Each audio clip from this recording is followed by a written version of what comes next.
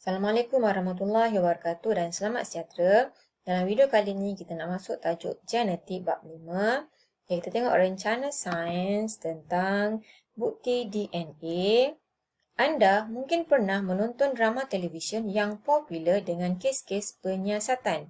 Drama itu sangat menarik kerana banyak memberikan pendedahan tentang teknik-teknik penyiasatan dalam bidang forensik. Kes-kes penyiasatan jenayah dapat diselesaikan dengan mengumpulkan bukti DNA. DNA yang ditinggalkan oleh penjenayah boleh dikenal pasti oleh penyiasat atau ahli forensik dengan menggunakan teknik dan peralatan yang moden. Dalam suatu kes jenayah, penjenayah mungkin meninggalkan bahan bukti seperti cebisan kulit, rambut, atau titisan darah di tempat kejadian. Ahli forensik boleh menganalisis DNA daripada bahan bukti itu dan melihat jika DNA daripada sampel itu sepadan dengan sampel DNA daripada penjenayah. 5.1 pembahagian sel. Ini adalah sel. Dalam sel ada nukleus dan dalam nukleus mengandungi kromosom. Kromosom ialah struktur berbenang halus yang terdiri daripada asid nukleik dan protein panjang dan berlingkar yang terletak di dalam nukleus. Setiap kromosom mengandungi satu molekul panjang DNA. DNA terdiri daripada unit-unit asas yang dikenali sebagai nukleotida. Setiap unit nukleotida terdiri daripada 3 komponen iaitu gula deoksiribosa, bas bernitrogen dan kumpulan fosfat. DNA terdiri daripada 2 rantai polinukleotida yang berpintal antiselari antara satu sama lain membentuk struktur yang dikenali sebagai heliks ganda 2. Gen ialah unit asas pewarisan yang menentukan ciri-ciri individu. Gen berfungsi mengawal ciri-ciri yang diwarisi dalam organisma seperti kebolehan menggulung lidah pada manusia, bentuk biji kacang, warna bulu pada kucing. Gen tersusun sebagai segmen pada DNA di sepanjang kromosom. Kita dapat beribu-ribu gen di dalam satu molekul DNA. Kita boleh ringkaskan kaitan antara ketiga-tiganya seperti dalam rajah 5.2. Kromosom terdiri daripada DNA dan DNA terdiri daripada gen. Struktur kromosom ini dipanggil sebagai kromatik. Di tengah-tengahnya ini sentroma dan ini ialah kromatik kembar. Setiap kromosom mempunyai beberapa jenis gen, iaitu sehingga 200 hingga 300 gen bagi setiap kromosom. Ini satu contoh gen yang memprogramkan warna kulit. Ini satu contoh gen yang memprogramkan warna rambut. Setiap spesies di dunia ini mempunyai bilangan kromosom yang tetap. Sel soma yang normal mengandungi 46 kromosom. Setiap kromosom wujud secara berpasangan mengikut bentuk dan saiz yang serupa. Pasangan kromosom ini dikenali sebagai kromosom homolog. Kromosom homolog manusia boleh disusun berdasarkan bentuk dan saiznya. Susunan ini dipanggil sebagai kariotip. Di dalam sel manusia, kromosom boleh dibahagikan kepada 2, iaitu autosom dan juga kromosom seks. Manusia mempunyai 22 pasang kromosom autosom dan sepasang kromosom seks.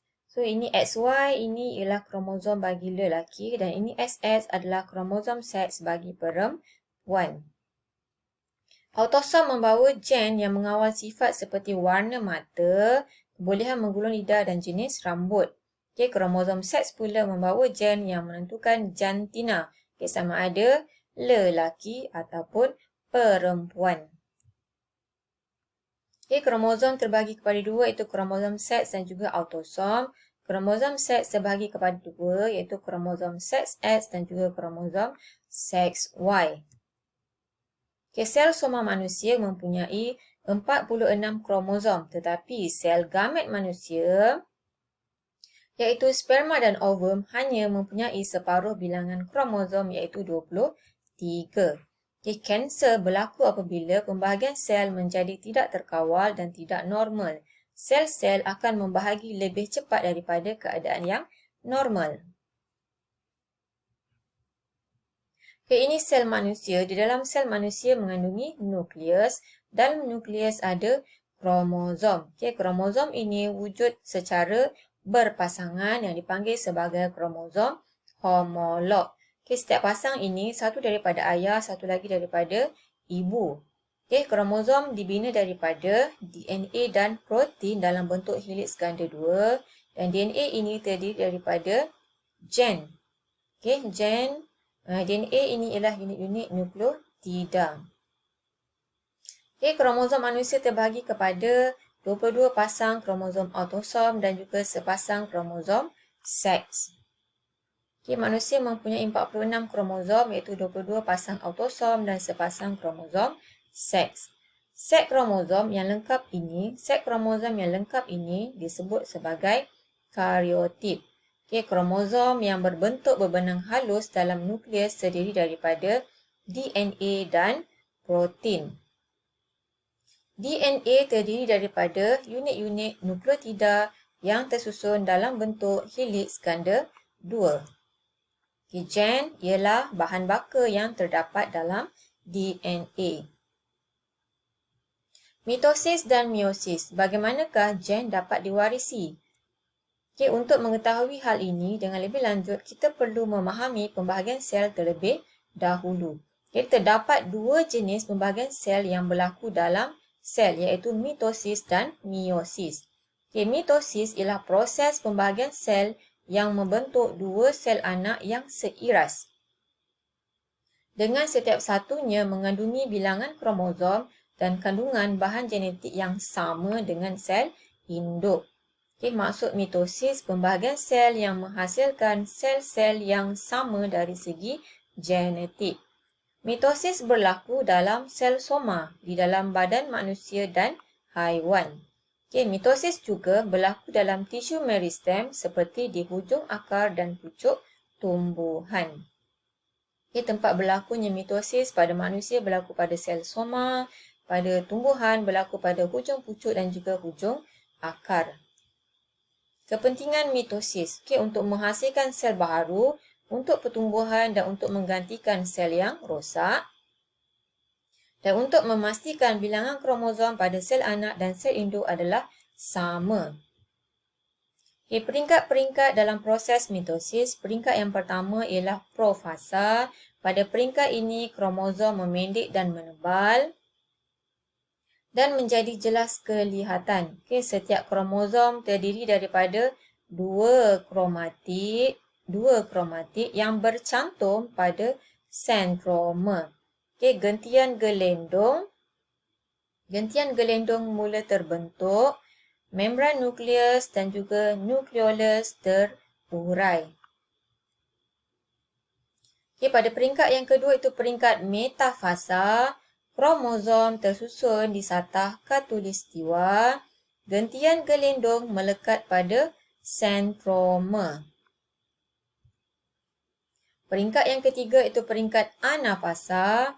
Sentroma membahagi dua dan setiap kromatid kembar berpisah dan bergerak ke kutub sel bertentangan. Peringkat yang keempat iaitu telofasa. Pada peringkat ini kromatid sampai ke kutub, membran nukleus dan nukleolus terbentuk semula. Sitoplasma membahagi dan dua sel anak yang mempunyai bilangan kromosom dan maklumat genetik yang sama dengan sel induk terbentuk. Okay, kita boleh ringkaskan peringkat-peringkat dalam proses mitosis ini kepada PABMAT. Okay, PABMAT. P untuk Profasa. So, pada peringkat ini, kromosom memendek dan menebal dan berlaku replikasi. Pada peringkat yang kedua ialah metafasa, middle atau satah khatulistiwa. Pada peringkat ini, kromosom tersusun pada satah khatulistiwa ataupun di tengah-tengah sel dan juga gentian gelendong melekat pada sentroma. Peringkat yang ketiga itu peringkat anafasa, sentroma membahagi dua dan kromatik berpisah serta bergerak ke arah kutub yang bertentangan. Okay, pada peringkat yang keempat itu telofasa, sitoplasma membahagi dua sel anak yang sama kromosom dan juga genetik terhasil.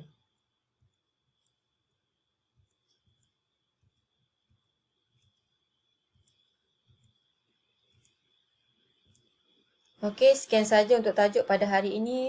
Terima kasih.